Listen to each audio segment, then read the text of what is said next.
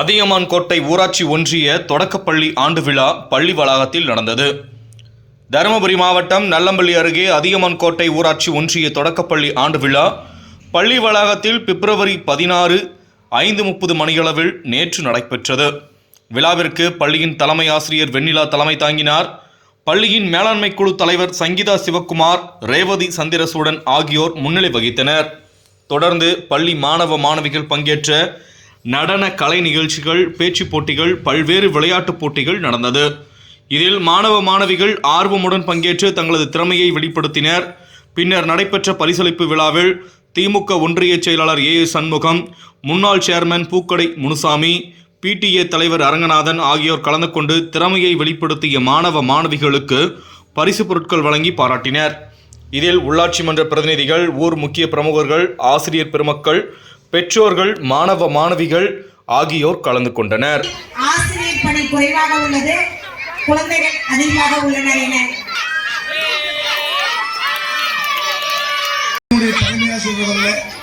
மற்றும் அவருக்கு துணையாக இருக்கின்ற ஆசிரியர் சார்ந்தவர்களே,